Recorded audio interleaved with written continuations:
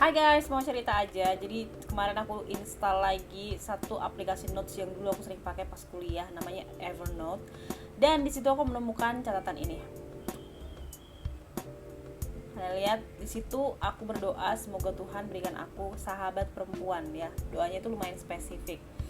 Kenapa bisa aku yang seorang extrovert pada saat itu sampai berdoa semoga dapat sahabat? Apakah aku nggak punya sahabat? Apakah aku nggak berteman? Apakah aku nggak bisa membangun pertemanan dengan orang lain? Jawabannya enggak guys. Aku tuh orang yang sangat bersosial, bahkan aku disebut temanku itu social butterfly karena dimana mana ada teman sangat bersosialisasi dan rame banget kemana-mana gitu. Tapi di tahun 2016 itu adalah tahun dimana aku sedikit merasa kesepian karena aku ada di Jakarta dan jauh dari keluarga, sementara aku sebelumnya kuliah di Medan. Dan juga memang aku dulu adalah orang yang selalu berusaha untuk tampil kuat. Latar belakang aku sebagai seorang anak pertama itu membuatku selalu harus menyelesaikan masalah sendiri dan tidak bergantung dengan siapapun. Aku selalu menjadi tempat curhat teman-teman aku dan orang tuh merasa aku adalah sahabatnya. Kalau ditanya, ada beberapa orang yang mungkin menganggap Erika itu sahabat baik aku. Tapi dari aku sendiri, aku benar-benar butuh seseorang yang memang aku berani menampilkan diri apa adanya. Nah ternyata aku bukan gak punya sahabat, aku punya sahabat-sahabat gitu ya. Tetapi aku yang masih sulit banget untuk membuka diri, aku yang masih sulit banget untuk being vulnerable atau berani untuk menampilkan diri apa adanya.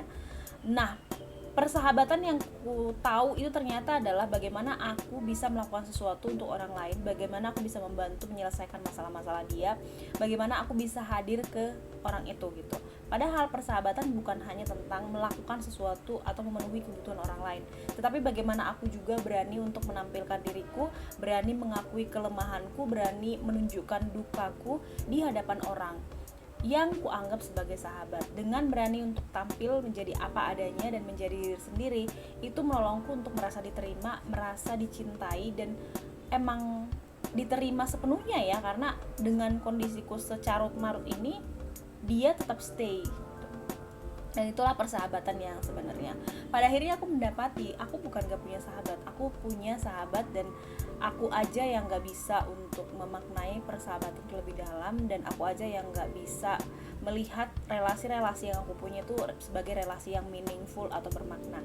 Bahkan saat ini adik perempuanku yang usianya beda 1,5 tahun adalah salah satu sahabat terbaikku sekarang.